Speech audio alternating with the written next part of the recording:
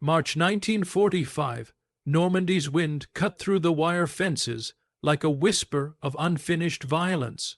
Snow had crusted into ice around Camp Echo, where over 400,000 German prisoners of war waited for a war that had already forgotten them. Among them, one woman.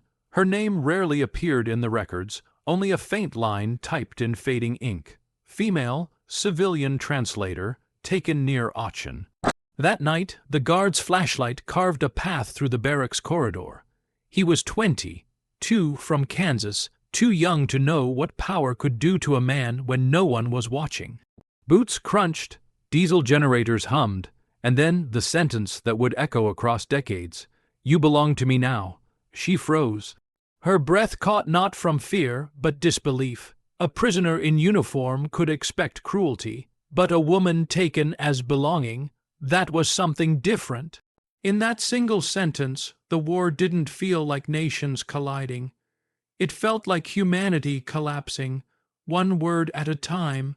Some survivors later said they remembered her reply, soft, in fractured English, trembling but steady, "I am not property."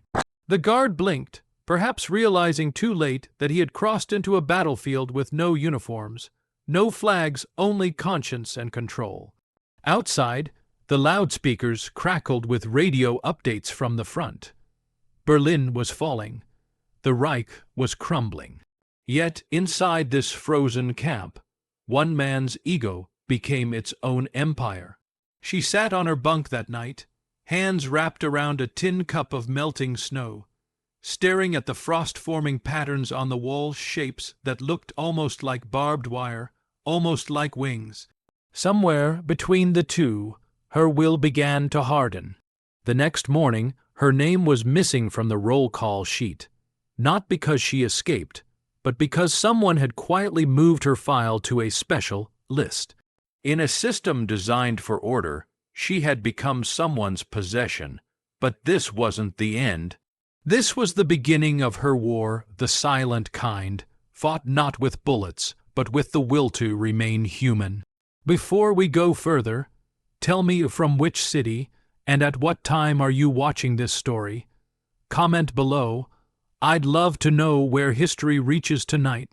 The frost never melted in Camp Echo 17. It wasn't the cold, it was the silence. You could almost hear the hum of barbed wire singing in the wind, like 1,000 tiny violins strung across fences. Every morning began with the clang of the ration bucket, and ended with the sound of boots fading into nothing. The camp lay 30 miles from Normandy's coast, surrounded by pine trees and rumor. The official records called it temporary containment. But soldiers whispered another name, the cage that dreams forget. Inside its fences lived 1,200 prisoners, most of them men, but in one dim barrack, a single woman waited, the same woman who had refused to bow her head the night before. The guard, whose name was Samuel Dyer, began his shift with routine scribbles in the logbook. Barracks 3 checked, all quiet, but the truth was never quiet. He found himself glancing toward the women's section more often than protocol allowed.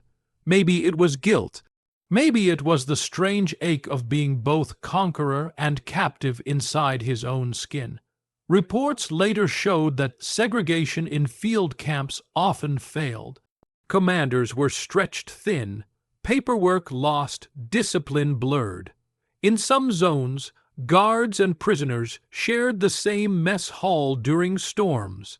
It was never supposed to happen, but war turns never into often. One afternoon, Sergeant Miller passed by, his breath fogging through his scarf.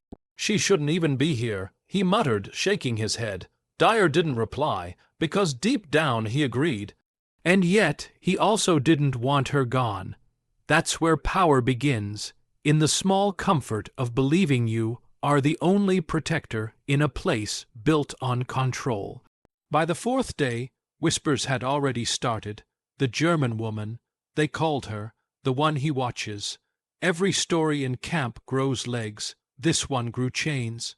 She, meanwhile, watched the guards through the frost, glazed window. Every shadow passing outside reminded her of the voice that had claimed her. But she wasn't planning escape, not yet. She was studying them, their rhythm, their rules, their weaknesses. Outside, the wire hummed again, the sky swallowing light. Inside, both of them waited for something to change, unaware that their war had just begun. Night fell on Camp Echo 17 like a curtain closing on reason. Diesel smoke curled around the barracks, while boots echoed over frozen ground. Inside the mess hall, guards sat hunched over their tin cups, pretending to laugh. But between every joke, her name slipped in like a ghost no one wanted to admit seeing. Samuel Dyer stirred his coffee with the same hand that once trembled holding a rifle. "She's mine to look after," he said quietly. The words dropped heavier than lead.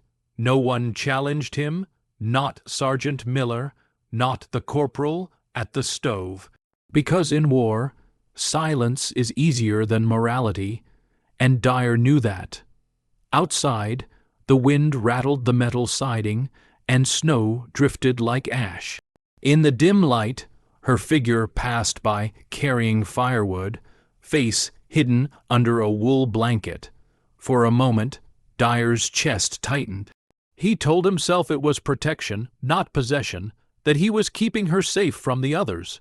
But somewhere between pity and power, the line had already vanished. According to archived reports, over 38 personal custody cases were quietly logged during the final months of 1945, guards assigning themselves as sole watchers of specific prisoners. It wasn't official, it wasn't humane, but in isolated camps where oversight died with the winter light, such claims went unchecked. That night Miller slammed his tin cup down. "You're getting soft," he warned. "Orders are orders. She's enemy property." Dyer's reply came out colder than the air. "Then so am I, because I don't feel like a hero anymore." Miller stared, then laughed it off, but no one else did. The room went still, the kind of silence that feels like confession. In the women's quarters, the German translator sat beside the small stove, her fingers tracing invisible words in the air, fragments of poems she once translated in Aachen before the bombings. She didn't know that miles away, her name was now attached to his. Not in love, not in law, but in claim. As midnight rolled in, the camp's generator coughed and died. Darkness spread. Somewhere near the wire, a lone voice whispered in German, maybe a prayer, maybe defiance. Either way, it reached him, and it would never leave. The next morning broke gray and soundless. Even the wind seemed hesitant to touch the fences of Camp Echo 17. Inside the interrogation hut, a single bulb swung overhead, its chain creaking with every draft. Samuel Dyer stood by the door, clipboard in hand, while she, the German translator, sat on a wooden chair, her wrists resting lightly on her knees, unshackled but far from free. Reports say female interrogations rarely lasted beyond 17 minutes. Hers went on for over 42. She wasn't a spy. She wasn't a soldier. Yet every question aimed at her felt personal, almost searching, as if he was trying to read her soul instead of her answers. "What did you do before the war?" he asked. "I translated letters, poetry, orders, sometimes death." Her voice didn't tremble, it floated calm, deliberate. He should have stopped there, but instead he said what no manual trained him for. "Why don't you hate me?" She looked up then, blue eyes sharp as ice. "Because hatred is a kind of belonging too," she said softly, "and I do not belong to anyone." The silence after that felt longer than the war itself. Outside, snow slid off the roof in slow avalanches. Inside, his breath grew uneven, guilt creeping in where authority used to live. He dismissed her early that day, but her words stayed lodged in his chest like shrapnel. "I do not belong to anyone." It wasn't defiance, it was freedom, and he envied it. By dusk, Miller noticed the change. "You're losing control," he barked. "She's playing you." Dyer didn't answer, because deep down he knew it wasn't her playing him. It was conscience, finally waking up. Later that night, she wrote her thoughts in the margins of an old newspaper scrap, lines that historians later found tucked in a camp archive. Freedom is not given, it is remembered. In a world where voices were currency, hers cost everything. When the generator coughed back to life, its hum sounded almost like applause for a woman who refused to bow, even when no one was watching. The guard's pen hovered over the logbook that night. He wrote one word in the remarks column, uncooperative, but what he meant was unbroken.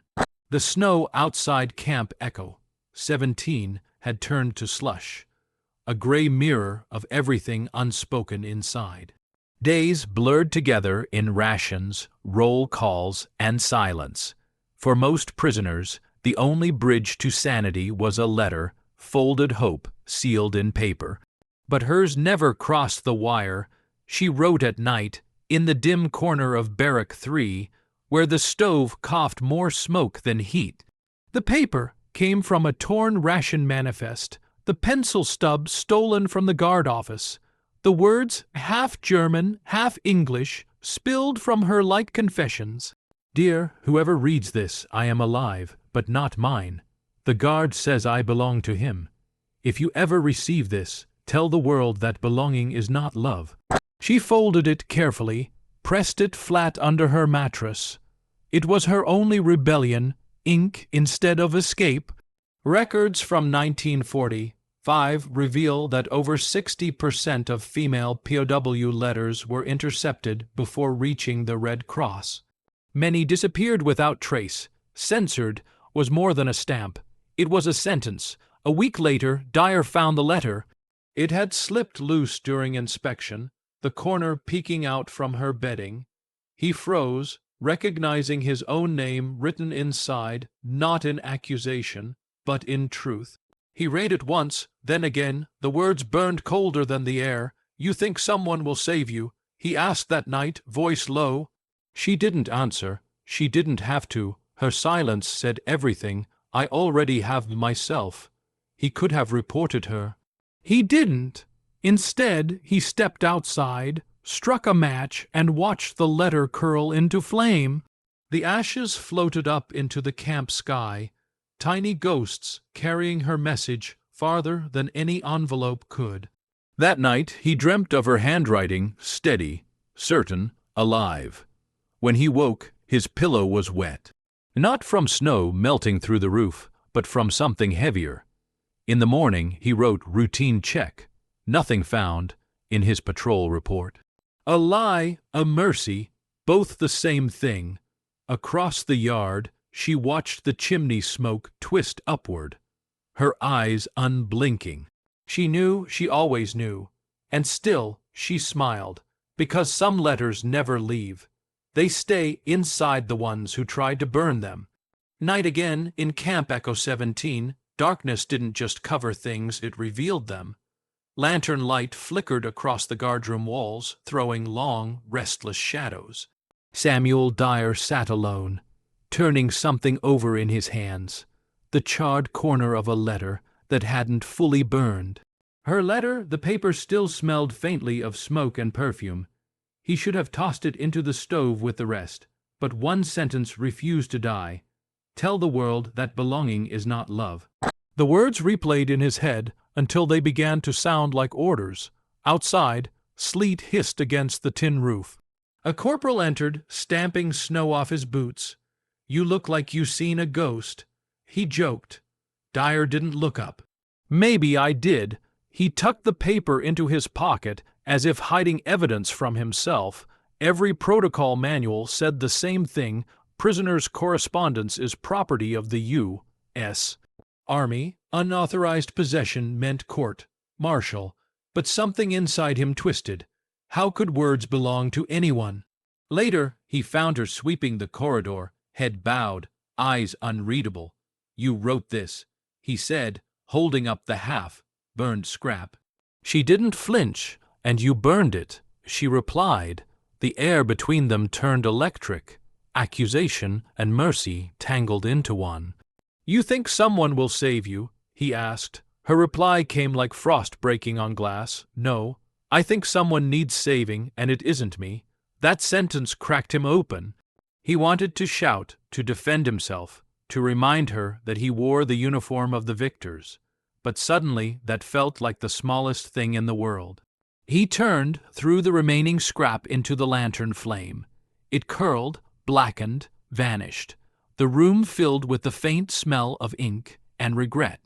Reports later confirmed that guards caught with prisoners' personal items faced automatic transfer or trial.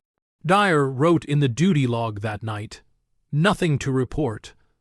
A lie again. His third this week." As he stepped outside, snow began falling harder, erasing footprints faster than guilt could.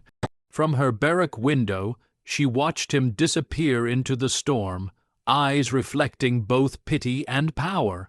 The war outside was ending, but inside Camp Echo 17 it was just beginning.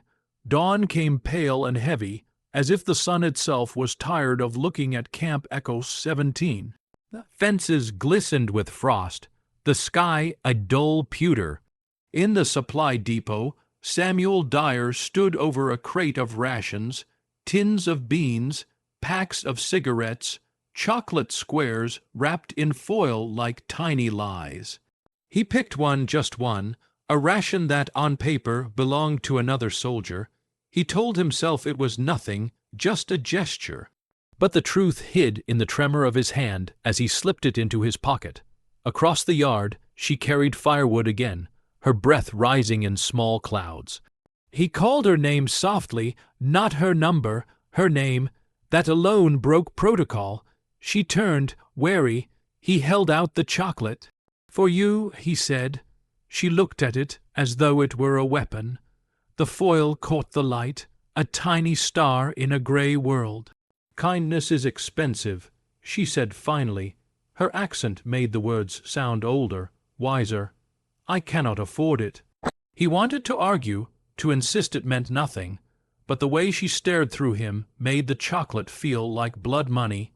He lowered his hand, pocketed the ration again.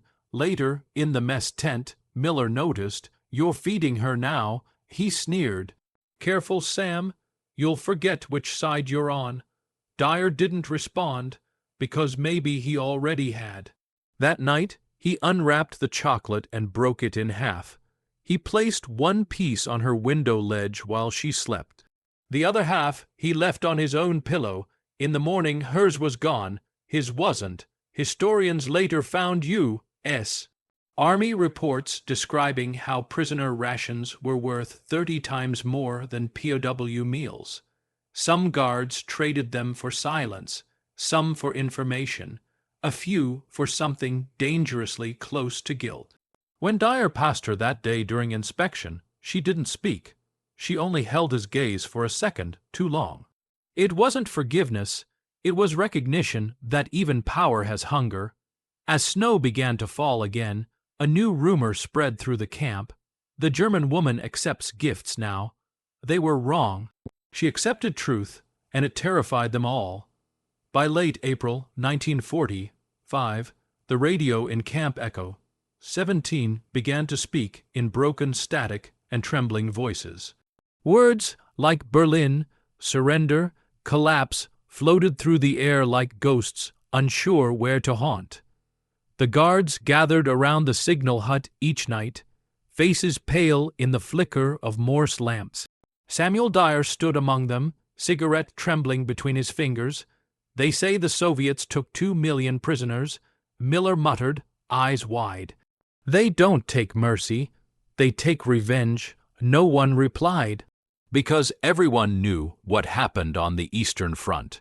Entire German towns erased, women brutalized, whole divisions vanishing without burial. Fear, once a weapon, had turned back on its creators. Inside the women's barrack, she heard fragments of those stories too. Her name still wasn't listed on any roster. Officially, she didn't exist, yet somehow she felt every rumor like an echo against her ribs.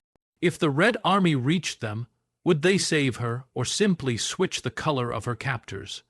Dyer found her by the fence later that evening, staring toward the east. "They're coming," he said softly. "Then maybe," she answered, "someone else will learn what it feels like to belong." Her tone wasn't cruel, it was hollow, tired. Like someone who'd already buried hope. He wanted to say she was safe here, that he'd protect her.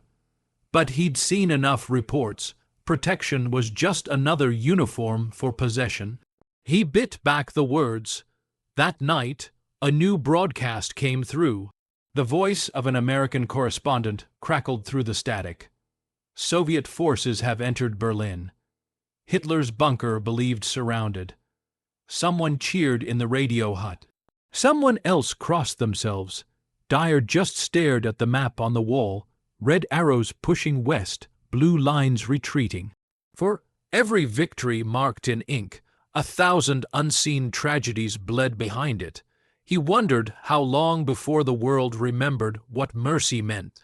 When he stepped outside, he saw her silhouette against the fence, snow melting in her hair, her eyes fixed on the horizon that no longer belonged to anyone. In that moment, he understood something terrifying, that cruelty could wear the mask of duty, and kindness could hide the seed of ownership, and both destroy the soul just the same. The morning after the Berlin broadcast, the camp felt like it was holding its breath. The guards went about their routines, but every face looked older, heavier. In the washroom behind the mess hall, condensation fogged a small steel mirror nailed to the wall. Samuel Dyer leaned toward it, razor in hand, but couldn't bring himself to start. He stared at his reflection, hollow eyes, cracked lips, a face caught between soldier and stranger. The mirror was warped, like it refused to remember him correctly. Somewhere outside, boots crunched over snow, and the low hum of the generator trembled through the pipes. Historians would later record that 73% of Allied camp guards were under 25 years old, boys still learning what morality even meant. Dyer was one of them, trapped in a uniform that no longer fit the man inside it. The door creaked. He didn't look up at first. Then her voice, soft and quiet, slipped through the steam. "You don't look like a savior." He froze. Her reflection appeared beside his, pale, thin, a scarf wrapped around her neck. She wasn't mocking him. She was stating a fact like reading an obituary that hadn't been written yet. He set the razor down, its blade clinking against the metal sink. "And you don't look like a prisoner," he said finally. "Maybe," she replied. "We are both something else now." The words hung there, heavier than the fog. For a moment neither spoke. The silence between them wasn't hatred, it was recognition. Two people seeing the wreckage inside each other. Outside, Miller's voice broke the spell. "Inspection in 5." She stepped back, her reflection fading in the steam. "When you see your face again," she said, "try not to look away." Then she was gone. Dyer looked into the mirror once more. The glass had cleared just enough to show him his eyes red, unsure, human. He almost smiled, but didn't. Because seeing yourself doesn't mean you've found yourself. It only means you can't hide anymore.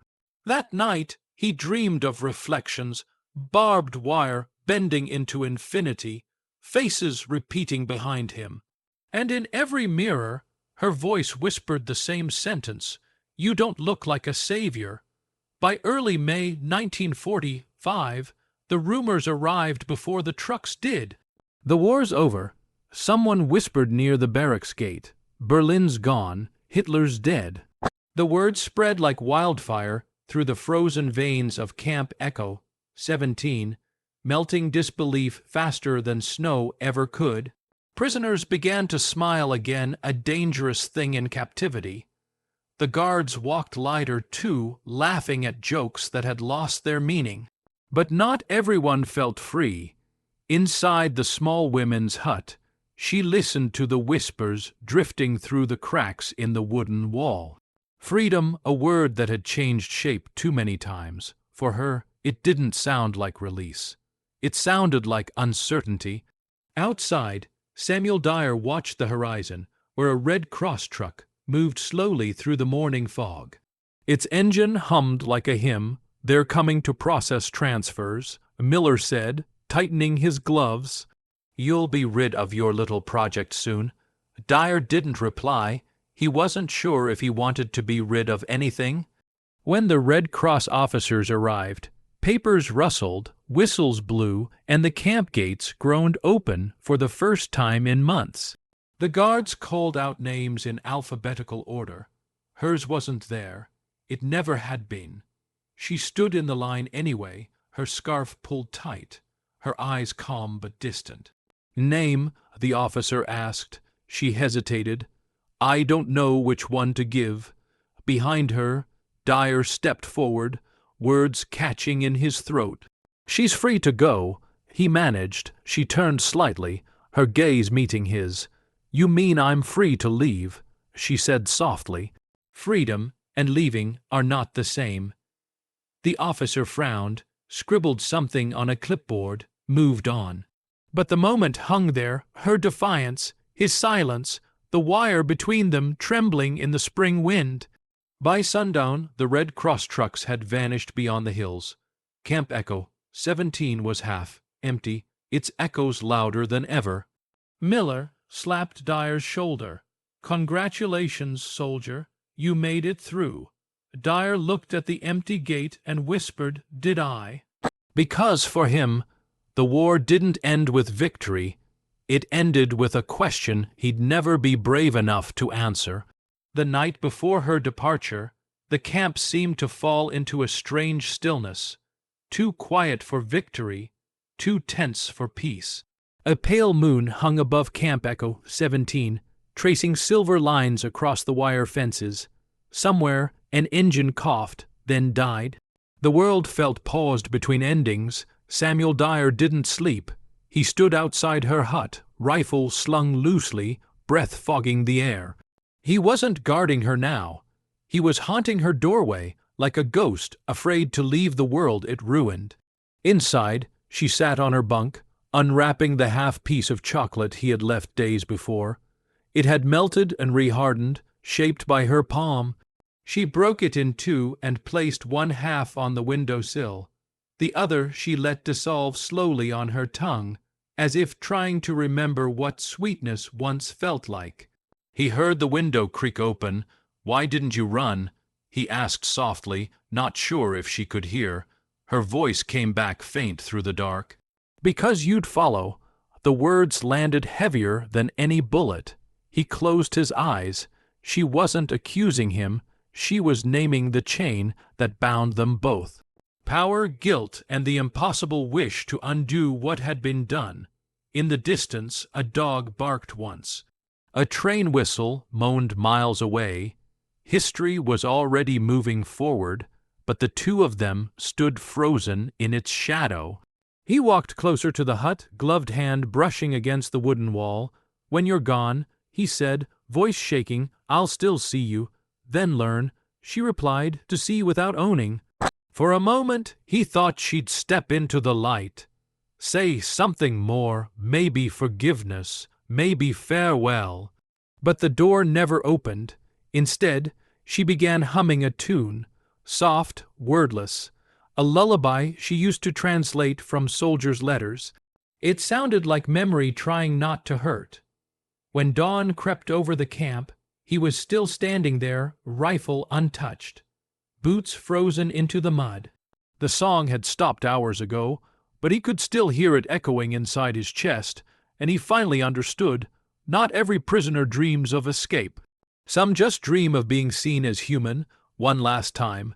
Morning rose cold and pale over Camp Echo 17, turning frost into glitter on the barbed wire. The gates groaned open for the first time in months, their hinges crying like something being freed against its will. Trucks lined up, Red Cross flags fluttering weakly in the wind.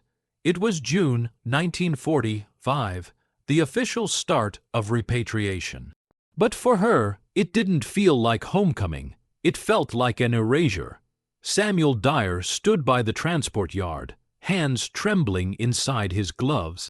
One by one, prisoners climbed onto the flatbed trucks, their faces blank, their eyes scanning the horizon as if trying to remember which way peace was supposed to come from.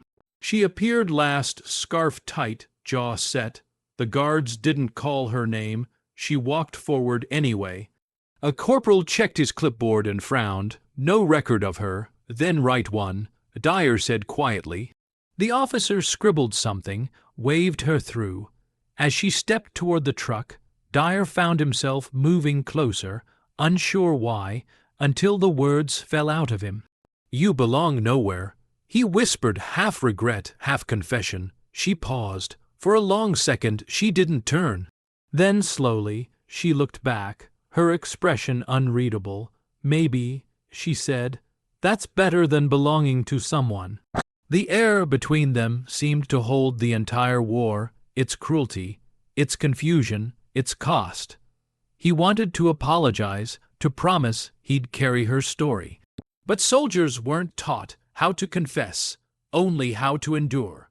She climbed onto the truck bed, her figure framed by the wire and the rising light. The engine roared to life, dust rose, and just like that she was gone. Around him the camp fell silent. Miller shouted orders, men saluted. Papers shuffled, all the noise of ending. But in Dyer's ears there was only that sentence repeating over and over. Maybe that's better than belonging to someone. He looked toward the empty barracks, the tin cup still sitting on the windowsill, catching sunlight like a ghost of her presence. The war was over, but peace didn't feel earned, it felt borrowed. As the last truck disappeared down the dirt road, Dyer removed his cap, lowered his head, and whispered to no one, I hope she forgets my name. 1 year later, 1946, Munich. The war was over on paper, but the city still smelled of smoke and stone dust. Streets were filled with the sound of rebuilding, hammers, carts, distant church bells that rang more out of habit than faith. Between the ruins, she moved like a shadow that refused to vanish. She worked now at a small refugee clinic run by the Allied Relief Authority. Her name had changed again, not by marriage, not by choice, but by survival. Each signature she signed felt like erasing another piece of who she once was. The mirror in the clinic bathroom showed a face thinner, older, but her eyes still carried that strange, unbreakable calm. The camp had ended, but it hadn't left her. The silence of Echo, 17, still lived somewhere behind her ribs. Every time the generator in the clinic flickered, she flinched, hearing the hum of the old camp lights. Every time boots passed on cobblestones, she remembered the sound of patrols. Historians estimate that over 9 million Germans were displaced after the war. Among them, nearly 2 million women trying to rebuild lives from ashes. Some married, some emigrated, some never spoke again. She chose to stay, not because she forgave the land, but because she refused to be erased from it. One afternoon, a young boy came into the clinic, dirty hands shivering. She gave him a blanket and a piece of chocolate from the supply drawer. He smiled for me, he asked. She froze. For a heartbeat, the world tilted, the tin roof, the light, his face all spinning back to that frozen camp yard. Yes, she managed, for you. But as he ran off, she stared at the half-empty wrapper in her hand. Her pulse echoed like distant gunfire. She realized the war had taught her to measure kindness the way others measured danger, carefully, suspiciously, as if it might explode. That night, she walked home through the ruins. The wind carried dust and old songs. Somewhere, a group of American soldiers laughed in a bar, their voices fading behind her. She didn't turn. She had nothing left to return to, and yet, somehow, walking through the wreckage, She felt more free than she ever had behind any gate.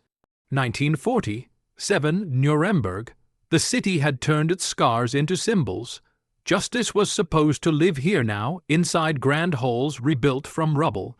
She sat in one of them, hands folded tightly as the clerk read her name. A new name again, the fourth since the war. Her voice, though, still carried the rhythm of that frozen camp. The tribunal chamber smelled of paper and coffee, the air thick with memory. Rows of translators, officers, and witnesses waited as she took the stand. Her reflection flickered in the polished wood, like a ghost of the woman who once refused a piece of chocolate in the snow. She spoke softly, her German precise, her English careful. They asked me to tell what happened. She began. But what happened was not one event. It was a long silence, made of small things no one writes about. The prosecutor nodded, urging her on. You were detained in Camp Echo 17. Yes. Were you harmed? She paused, then smiled, not from amusement, but exhaustion. Harm is not always visible. Sometimes it is spoken. Sometimes it sounds like you belong to me now. The room went still. Pens froze. Even the translator hesitated before repeating the words in English. Reports from that year confirm over 1,800 testimonies were filed by prisoners from Allied camps, but fewer than 12 led to formal convictions. Paperwork lost, memories dismissed, lines blurred between victim and survivor. She continued, her tone flat, factual, almost kind, the way one speaks to ghosts. He was not a monster, she said. He was a man. That is why it is frightening. A murmur rippled through the audience. One journalist scribbled furiously. Another just watched her, eyes wide, as if history itself had stepped off the page. When she finished, the judge thanked her. No one applauded. The clerk wrote something, mispronounced her name, and called the next witness. Just like that, her story became one more file among thousands. As she stepped outside into the gray winter air, snow began to fall, soft, soundless, familiar. She tilted her face upward and whispered, They said I was lucky, but luck doesn't leave scars. The flakes melted on her skin, disappearing like proof the moment it touched her. 1981, Washington, D.C., in the basement of a U.S. military archive, a historian named Charles Weber flipped through a box of undeveloped negatives marked POW Europe unclassified. The photos smelled of dust and vinegar, their corners curled, their stories asleep for decades. He held one strip up to the light, blurred faces, barbed wire, the faint outline of a winter camp. Then one frame caught him, a woman sitting on a bunk, her hands wrapped around a tin cup. Behind her, a shadow, the unmistakable profile of an American guard. He turned the image toward the lamp, his heart slowing. The label read only, Camp Echo 17, Normandy, March 1945. No names. No notes, just that look. Her eyes staring straight at the camera, unflinching, eternal. Historians estimate that over 500,000 prisoner photographs from the Second World War remain unidentified. Faces without captions, stories without endings, but this one felt different. Weber could sense it, that invisible thread between captor and captive, guilt and endurance, silence and survival. He developed the image carefully, watching it come alive in the darkroom tray. The black ink spread like a memory returning from sleep. The woman's face sharpened first, then the faint outline of wire, then his shadow, the guard standing just behind her, close enough to touch but frozen forever in distance. On the back of the printed photo, Weber wrote a single line in pencil, "Sometimes the hardest prison is memory." When the image was later published in a small exhibition on forgotten POW histories, visitors stood quietly before it.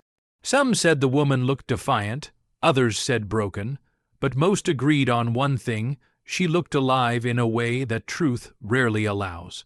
Somewhere in Munich, perhaps, she might still have been alive then, an old woman walking past rebuilt streets, passing soldiers' laughter without turning her head. Maybe she never knew her photograph outlived the camp. Maybe she did. But history has a way of keeping its witnesses, especially the ones who never asked to be remembered. And in that single frozen frame, between light and silence, between war and what came after, her story finally stopped running. It simply was.